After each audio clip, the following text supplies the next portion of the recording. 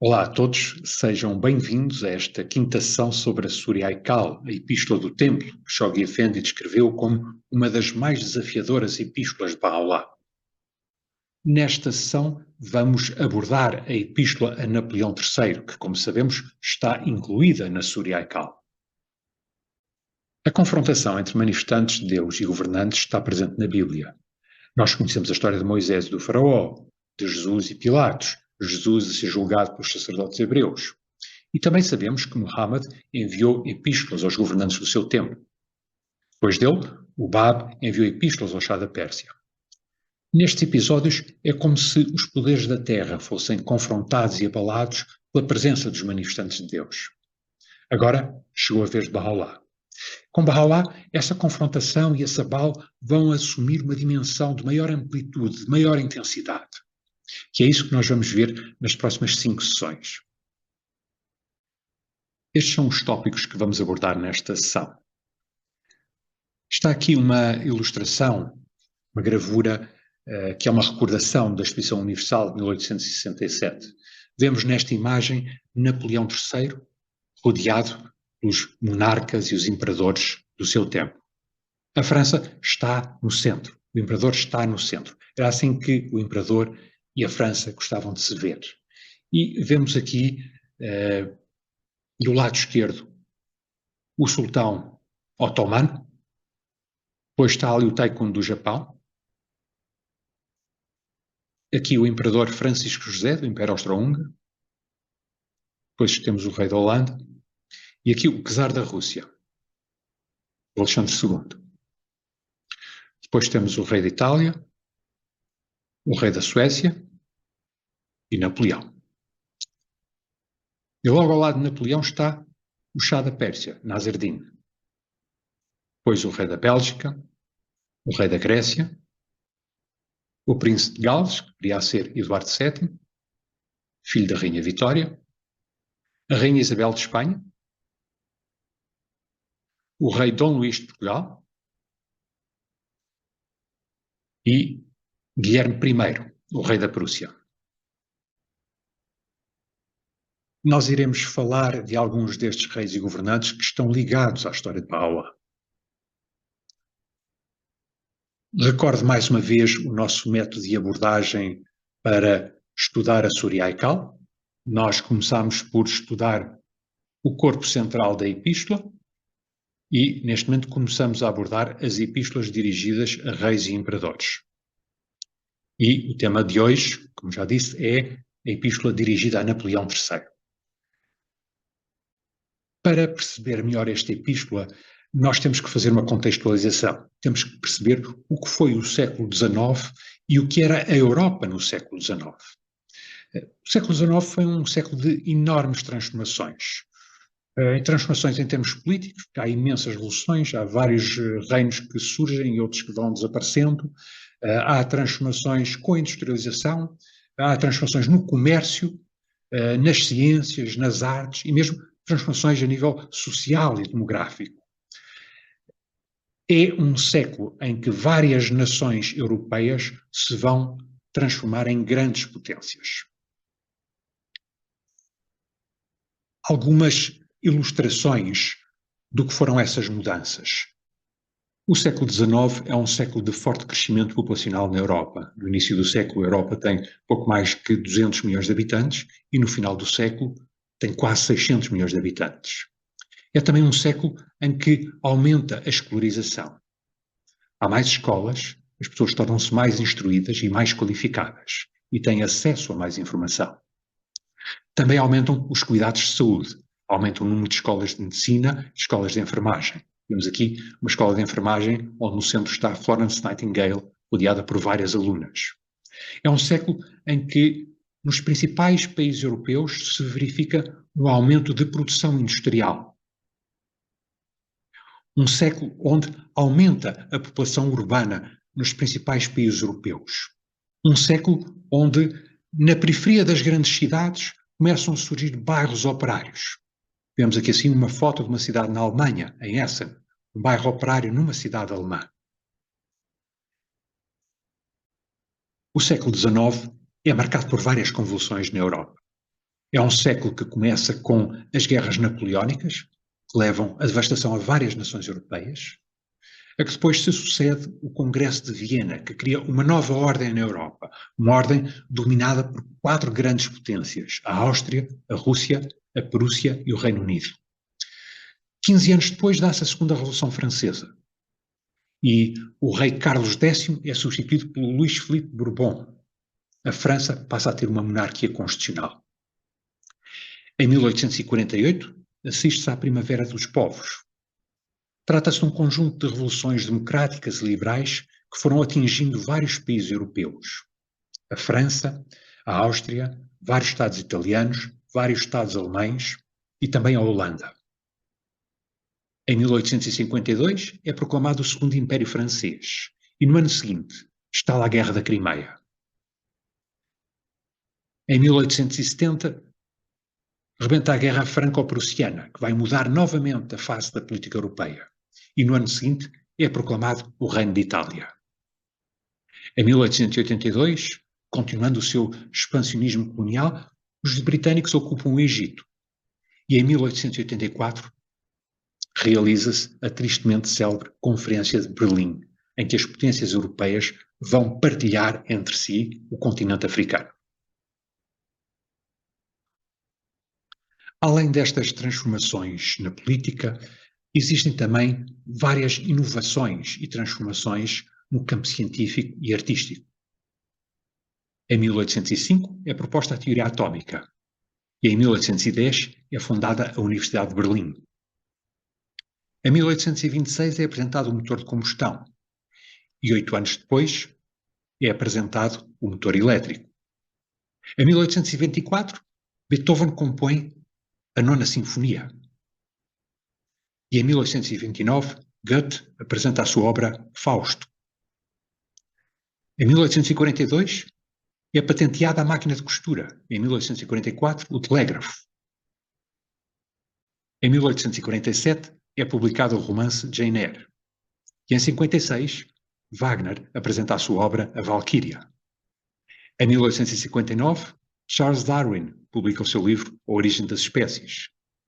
E em 1862, Victor Hugo publica o seu romance magnífico Os Miseráveis.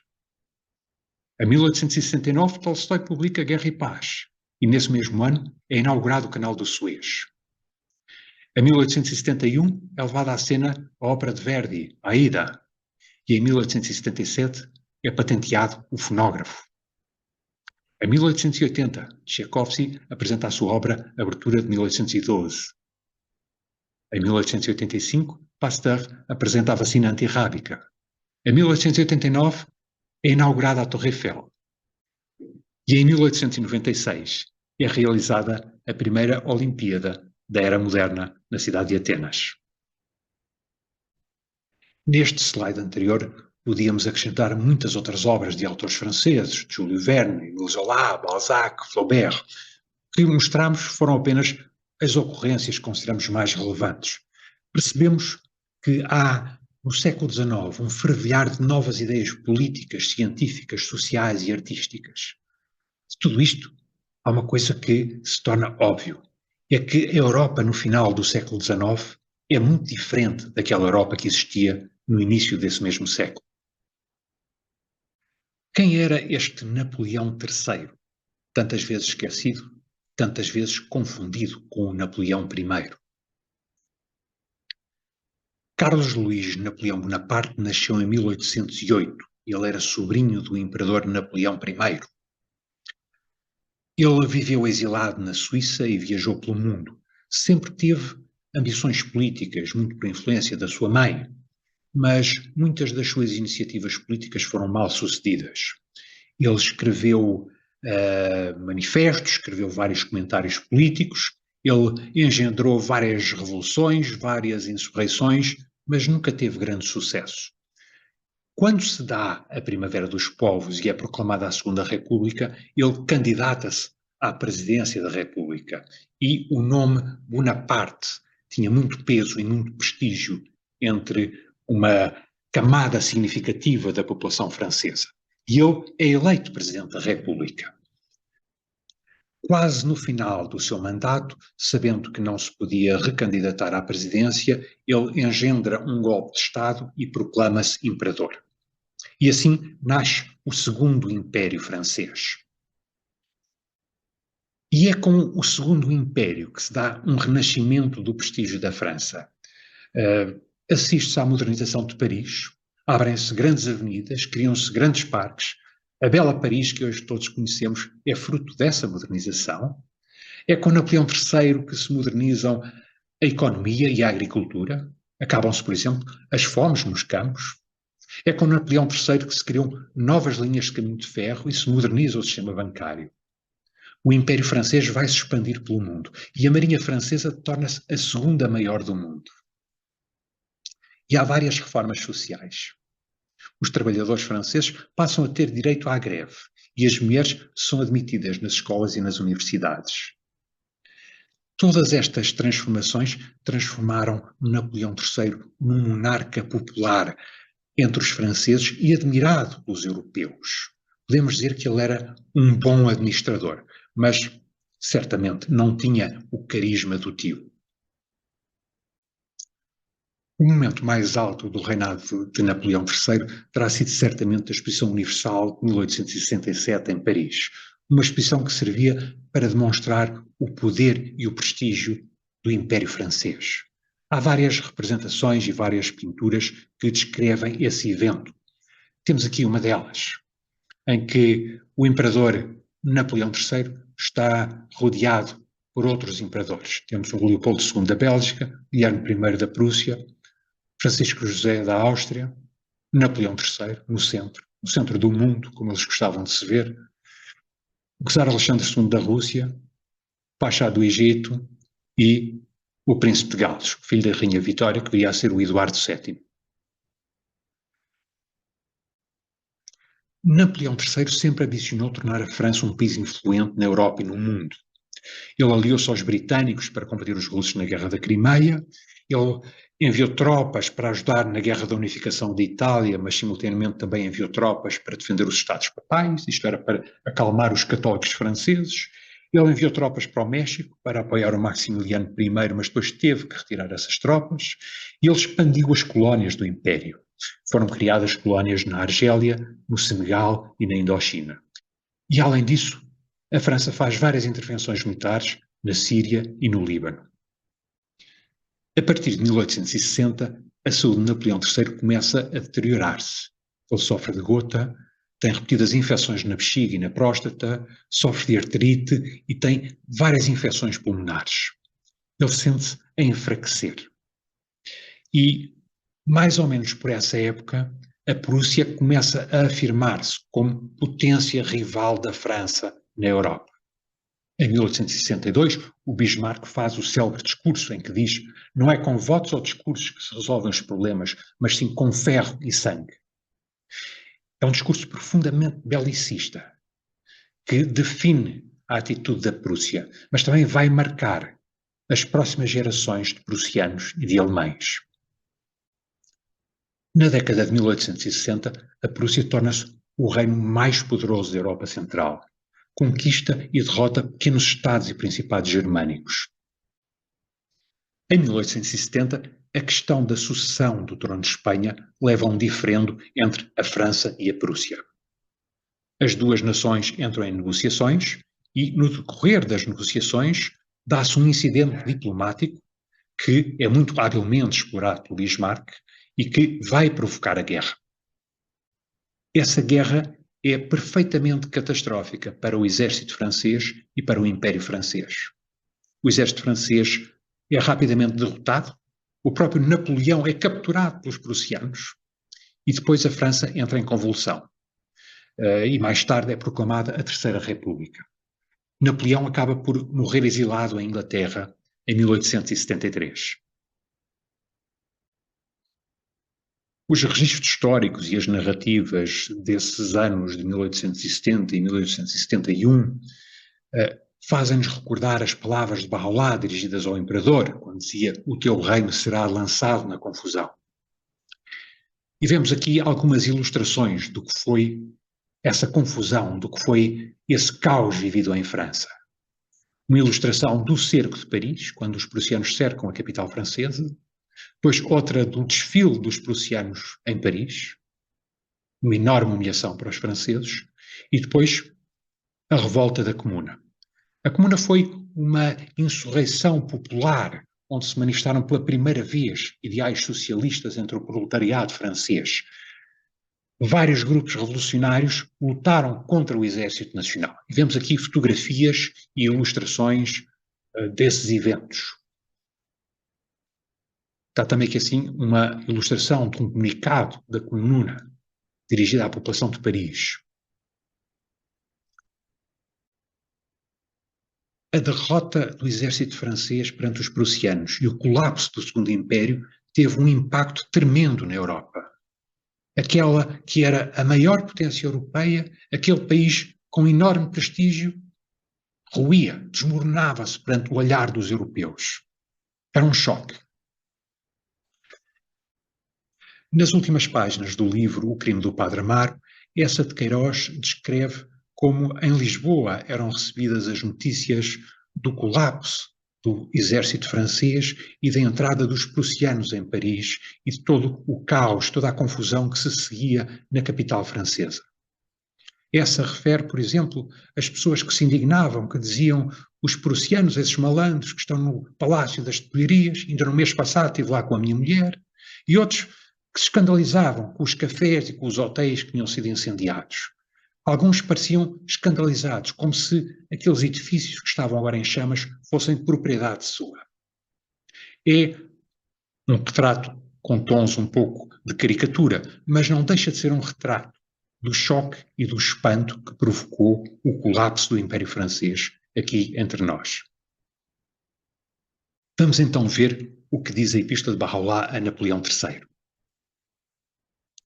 Esta epístola, como dissemos, foi incluída na Surah Al-Kahf. E nela, Baha'u'lláh anuncia ser um novo manifestante de Deus e lembra a Napoleão III que já lhe tinha enviado outra epístola. Depois faz-lhe várias exortações, nomeadamente para defender a causa de Deus, e faz-lhe várias advertências sobre as suas motivações e sobre as consequências dos seus atos. E é curioso notar, ao longo do texto, que Baha'u'lláh recorre à linguagem bíblica.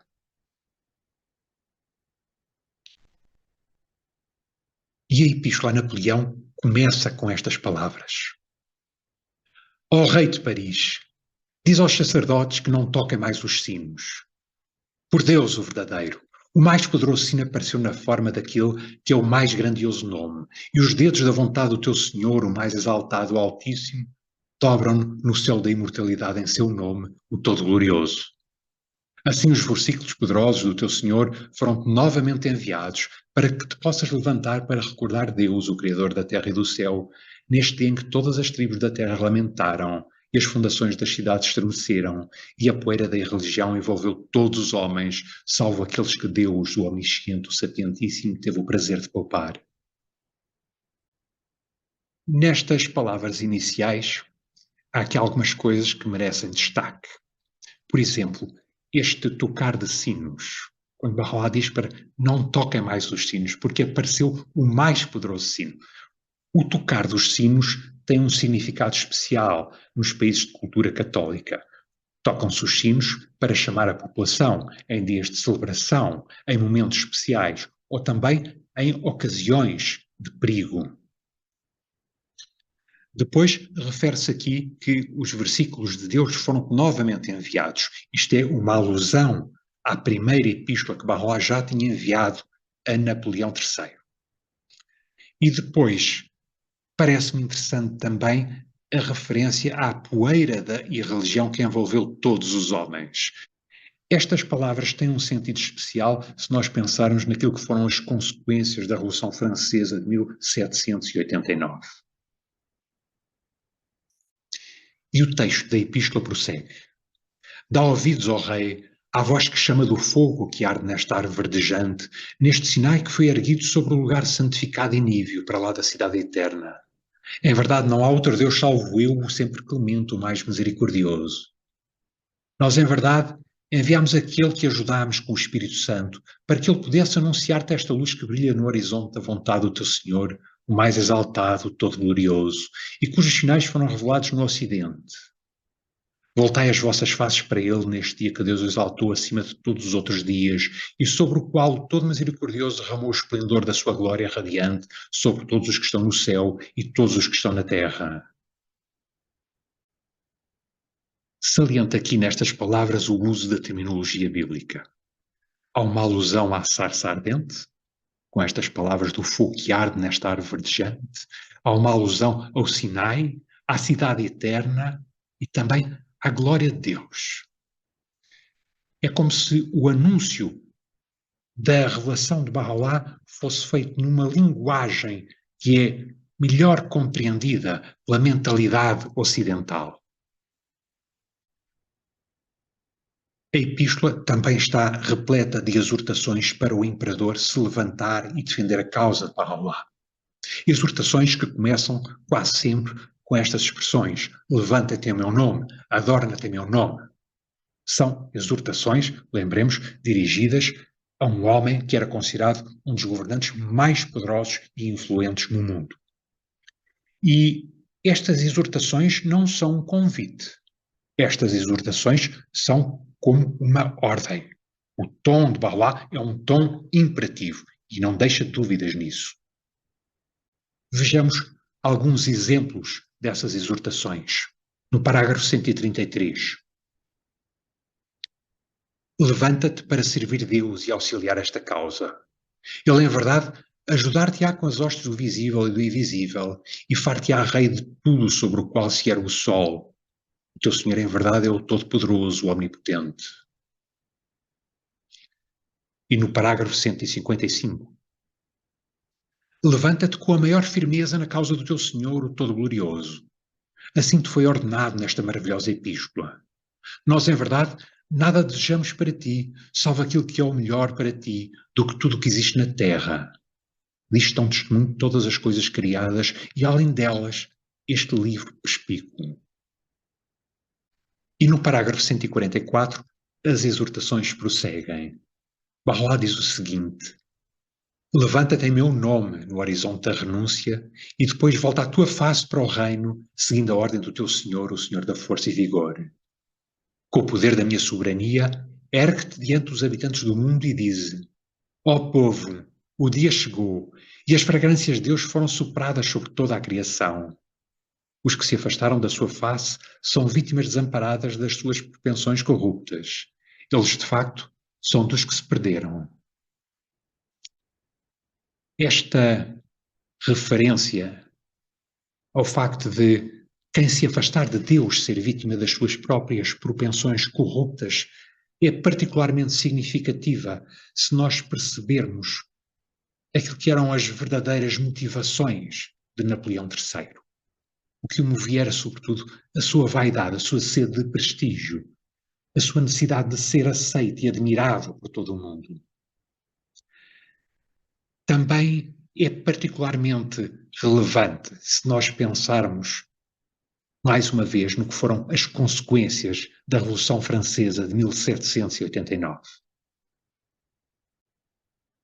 E as exortações continuam um pouco por toda a epístola. Por exemplo, no parágrafo 134 diz o seguinte: adorna o teu templo com o paramento do meu nome, e a tua língua com a memória de mim, e o teu coração com o amor por mim, o Omnipotente, o Altíssimo. Nada desejamos para ti, salvo aquilo que é o melhor para ti, do que aquilo que possuis e todos os tesouros da terra.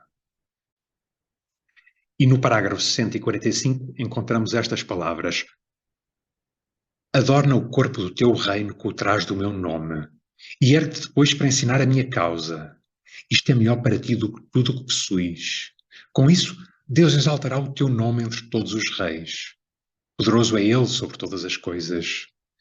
Caminha entre os homens em nome de Deus e com o poder da sua força, para que possas mostrar os seus sinais entre os povos da terra. Há nestas exortações um aspecto comum. Bahá'u'lláh afirma que deseja aquilo que é realmente o melhor para o imperador.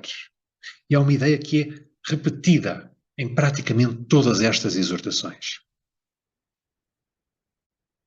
Bahá'u'lláh vai aconselhar Napoleão III em matéria de governação, tal como vai fazer com outros reis e imperadores. Napoleão III tinha feito várias transformações em França, como já vimos, e ele, naturalmente, sentia-se orgulhoso dos seus feitos. Ao longo do seu percurso político enquanto imperador, ele começa por ser um imperador absolutista, o Estado era ele, quase à imagem de Luís XIV, e gradualmente ele vai liberalizando a vida política.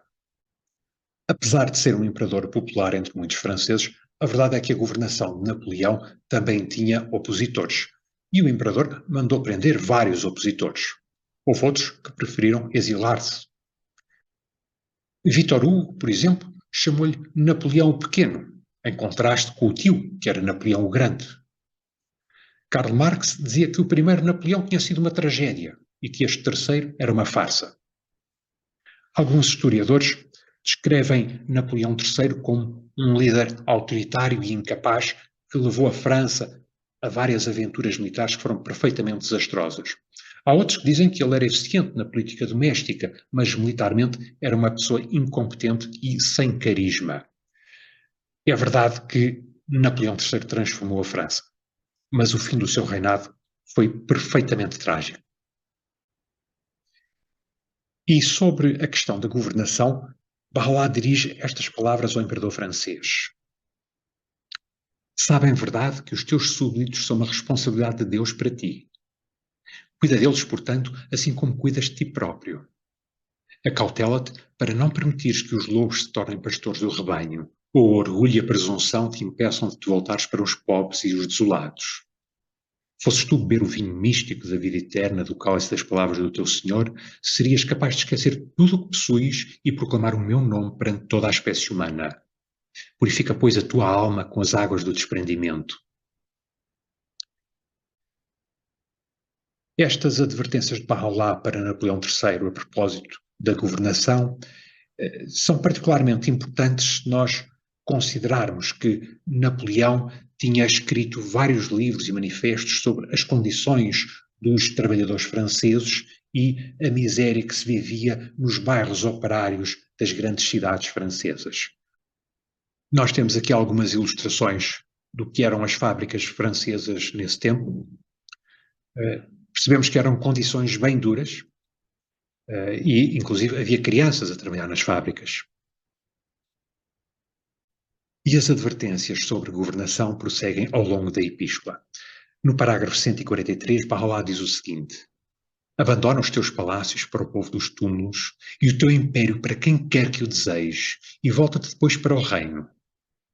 Isto, em verdade, é o que Deus escolheu para ti, fosses tu um daqueles que se volve para Ele. Se desejas suportar o peso da tua soberania, então suporta-a para auxiliar a causa do teu Senhor. Glorificada seja esta condição, a qual quem quer que a alcance terá alcançado todo o bem que procede daquele que é o omnisciente, o sapientíssimo. Napoleão gostava dos seus palácios, dos cerimoniais pomposos, e vemos aqui ilustrações de uma recepção no Palácio das Tulherias e um banquete nesse mesmo palácio. E nesta epístola, ao abordar questões de governação, Barlas questiona as motivações do imperador francês para se envolver na Guerra da Crimeia. Ele diz o seguinte: ó rei, ouvimos as palavras que pronunciaste em resposta ao czar da Rússia sobre a decisão tomada acerca da guerra. O teu senhor, em verdade, sabe, está informado de tudo. Disseste: eu estava a dormir no meu sofá quando o grito dos oprimidos que eram afogados no Mar Negro me despertou. Isto é o que ouvimos dizer, e em verdade o teu senhor é testemunha daquilo que digo. Atestamos que aquilo que te despertou não foi o seu grito, mas os impulsos das tuas paixões, pois testámos-te e encontramos-te em falta. A Guerra da Crimeia foi o primeiro ato político relevante de Napoleão III a nível internacional. Estes oprimidos que eram afogados no Mar Negro é provavelmente uma referência aos marinheiros otomanos que faleceram na Batalha de Sinop. A Batalha de Sinop é a primeira confrontação da Guerra da Crimeia, é uma batalha em que a marinha russa aniquila a marinha otomana. Esta ilustração que vemos aqui embaixo já é de uma outra batalha em que se assiste à confrontação entre franceses e ingleses de um lado e russos do outro. Tal como noutras epístolas de Baha'u'lláh, esta epístola também tem um destinatário principal, que é o imperador francês, e vários destinatários secundários. Os destinatários secundários aqui são a Igreja Católica, o clero católico e os católicos franceses. A França foi, durante muitos séculos, considerada a filha mais velha da Igreja Católica. E, no tempo de Napoleão III, ainda era uma nação católica, apesar da sua história conturbada recente. As cidades eram mais progressistas, mas nas zonas rurais ainda existia uma enorme influência da Igreja Católica. Assim, é com naturalidade que nesta epístola a Napoleão III surgem palavras dirigidas aos cristãos. Em alguns parágrafos desta epístola, Baha'u'lláh dirige-se ao clero cristão, criticando as suas práticas e refutando algumas das suas crenças. Além disso, ele encoraja o fim da clausura dos monges e aconselha-os a casar e a terem uma vida frutífera. Ele também anuncia a alteração das práticas do jejum e afirma muito claramente que os monges não compreendem o que é a divindade de Jesus. E depois parafraseia o Evangelho para mostrar a sua própria origem divina. Tal como os restantes parágrafos da Epístola a Napoleão III, também estes estão repletos de referências e terminologia bíblica. No parágrafo 136, lemos o seguinte: Ó congregação de monges, não vos isoleis nas vossas igrejas e claustros. Saí deles com a minha permissão e depois ocupai-vos com aquilo que seja proveitoso para vós e para os outros. Assim vos ordena aquele que é o Senhor do dia do juízo final. Isolai-vos na fortaleza do meu amor. Esta, em verdade, é a exclusão que é digna de vós, se apenas o soubesseis. Aquele que se isola em sua casa é como um morto. Incumbe ao homem manifestar aquilo que beneficia a humanidade. Aquele que não produz fruto é adequado para o fogo. Assim vos adverte o vosso Senhor. Ele, em verdade, é o poderoso, o generoso. Contraí matrimónio, para que depois de vós outro surja no vosso lugar. Percebemos aqui que Baha'u'lláh põe em causa a vida monástica. O ser humano não pode ter uma vida infrutífera. O ser humano não pode viver isolado do mundo. Tem de estar ativo no mundo.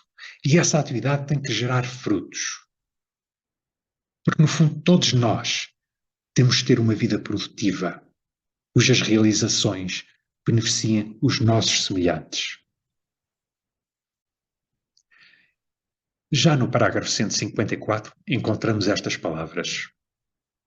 Diz: Ó Assembleia de Sacerdotes e Monges, comei daquilo que Deus tornou lícito e não eviteis o alimento.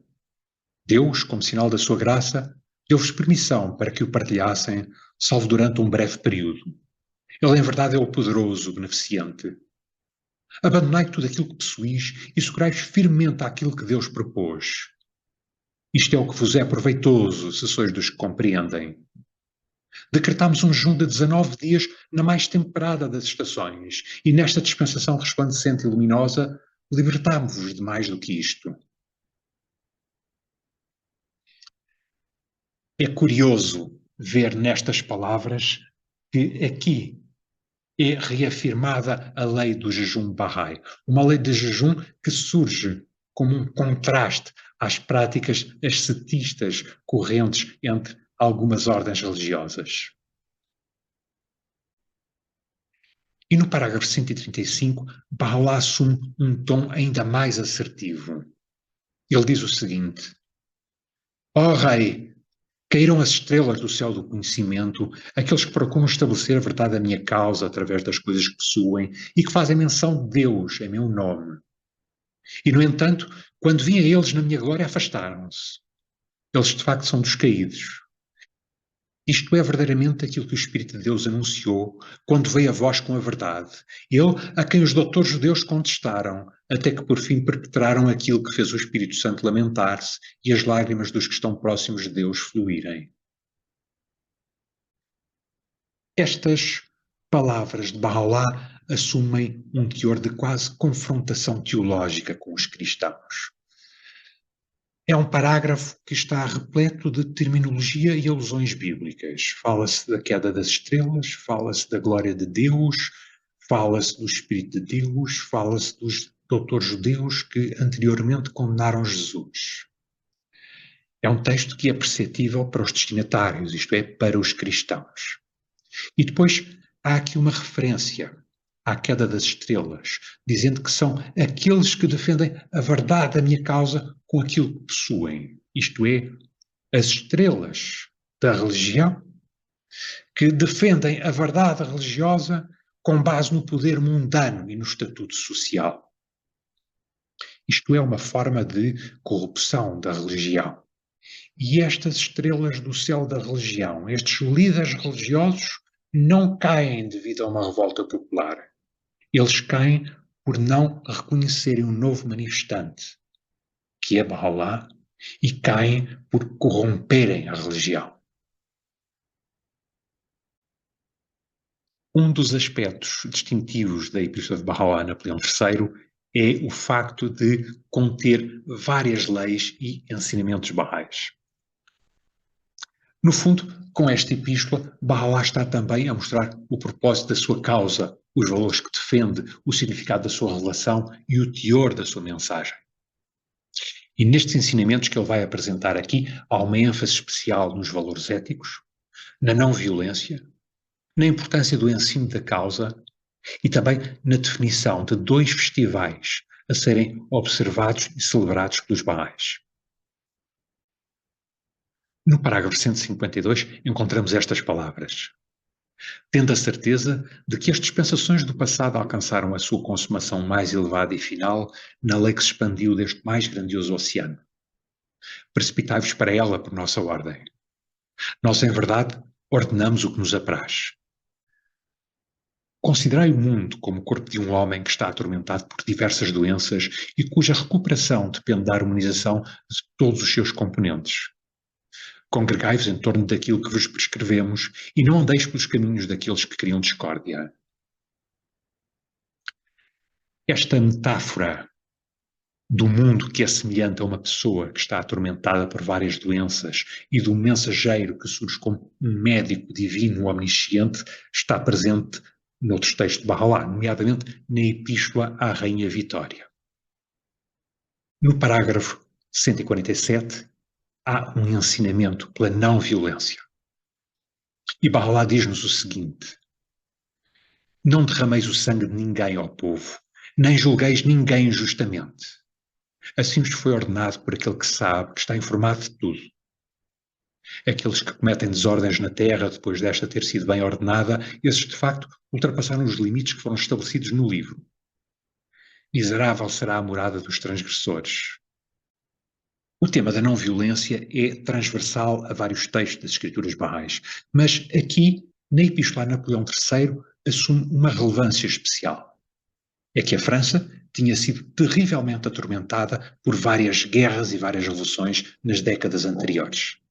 E o que Bahá'u'lláh nos diz é que a violência não é a forma de resolvermos os nossos problemas. No parágrafo 149 encontramos várias exortações e ensinamentos éticos.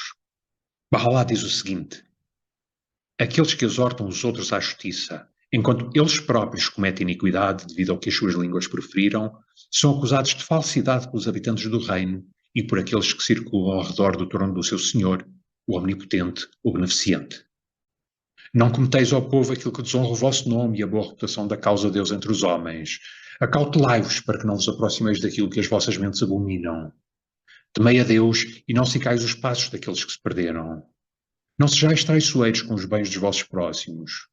Sede dignos de confiança na terra e não negueis aos pobres as coisas que Deus vos deu através da sua graça. Ele, em verdade, conceder-vos-á o dobro daquilo que possuís. Podemos encontrar várias coisas nestas palavras de Bahá'u'lláh. Há claramente aqui uma definição de uma ética bahá'í, mas também há uma alusão aos atos dos agentes políticos, sobretudo quando as suas palavras não coincidem com os seus atos. E no parágrafo 151, Bahá'u'lláh aborda os temas do pecado e da solidariedade. Ele diz o seguinte: se tomares conhecimento de um pecado cometido por outro, ocultai-o para que Deus possa ocultar o vosso próprio pecado. Ele, em verdade, é o ocultador, o Senhor da graça abundante. Ó ricos da terra, se encontrares alguém que seja pobre, não o trateis desdenhosamente. Refleti sobre aquilo do qual fostes criados.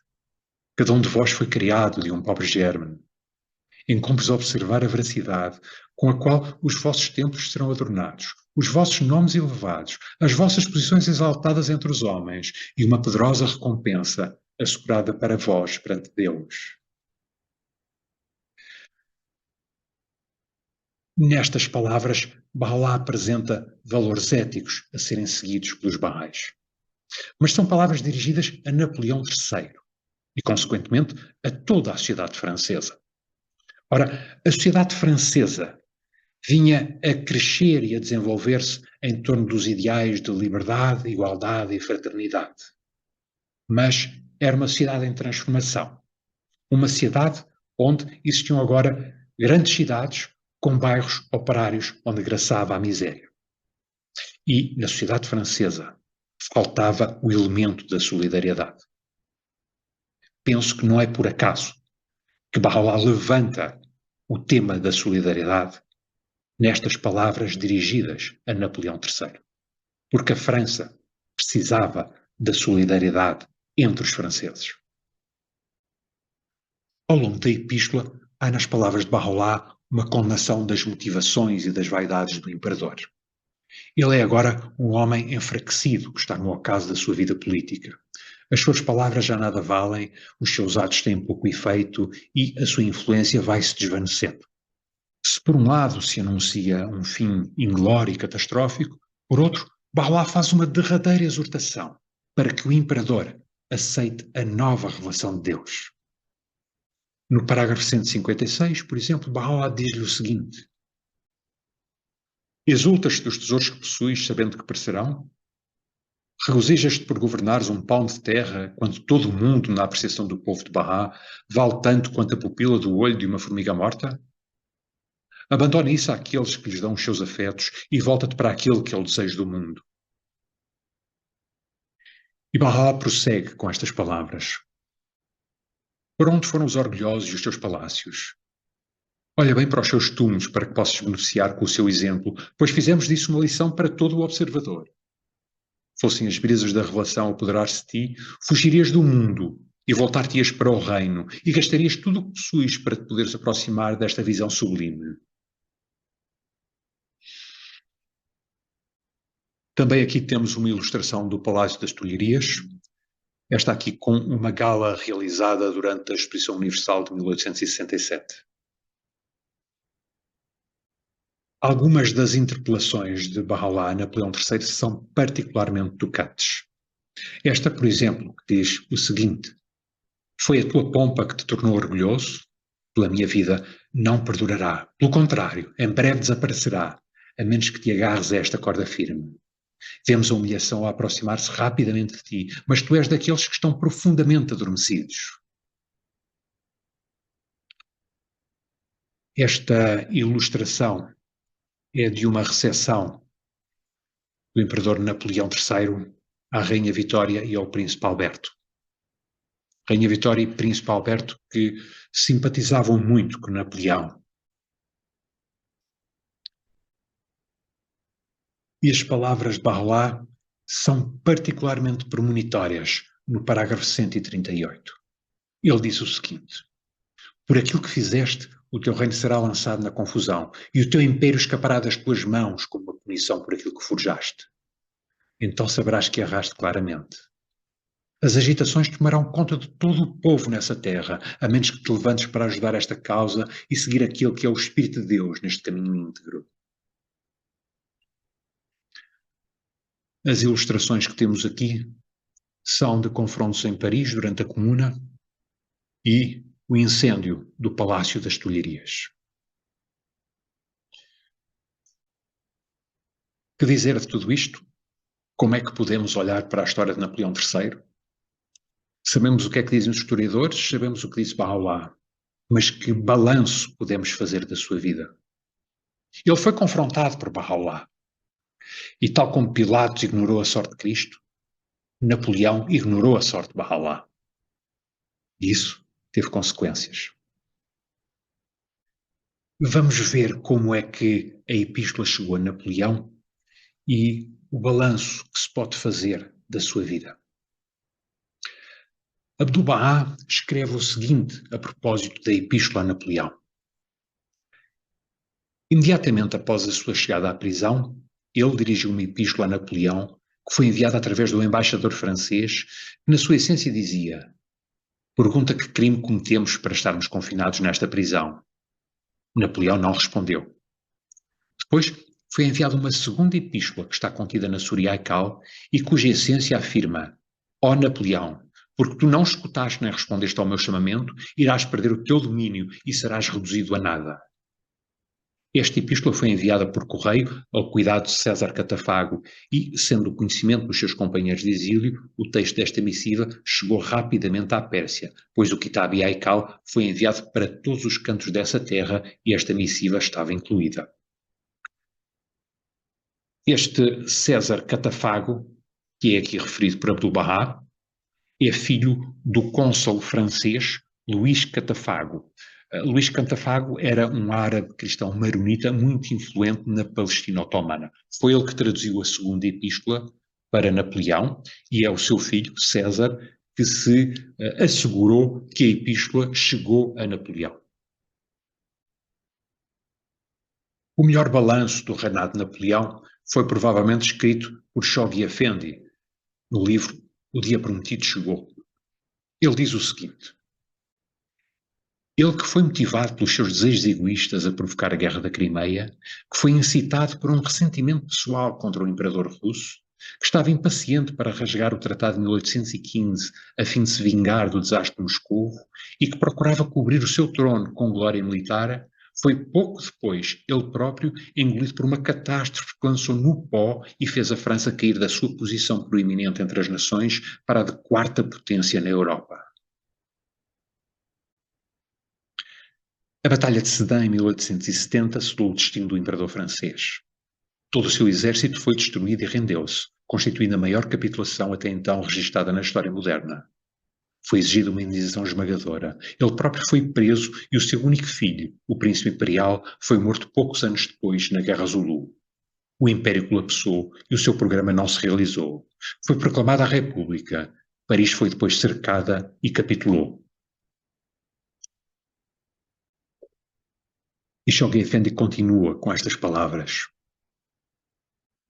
Seguiu-se o ano terrível marcado pela Guerra Civil que excedia em ferocidade a Guerra Franco-Germânica. Guilherme I, o rei prussiano, foi proclamado imperador alemão no mesmo palácio, que era como um poderoso monumento e símbolo do poder e do orgulho de Luís XIV. Poder esse que fora conseguido em certa medida com a humilhação da Alemanha. Depois por um desastre tão chocante que repercutia por todo o mundo, esse monarca falso e vaidoso sofreu por fim, até à sua morte, um exílio semelhante ao que, no caso de Bahá'u'lláh, ele tão impiedosamente ignorara. Vemos aqui imagens da proclamação do Império Alemão no Palácio de Versalhes e uma ilustração de Napoleão no seu leito de morte.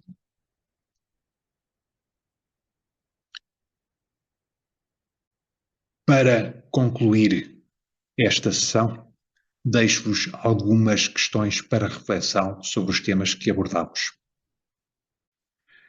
Por que é que Bahá'u'lláh revelou epístolas dirigidas aos reis e governantes do seu tempo? Por que é que a primeira epístola a Napoleão refere o imperador francês como o rei da época? Por que é que foram reveladas duas epístolas para Napoleão III? O que é que nos diz esta epístola sobre aquilo que devem ser os objetivos e os métodos de um governante? Por que é que estão incluídas nesta epístola palavras que são dirigidas ao clero cristão? E qual é o motivo para encontrarmos nesta epístola referências a dois festivais que devem ser observados pelos barrais?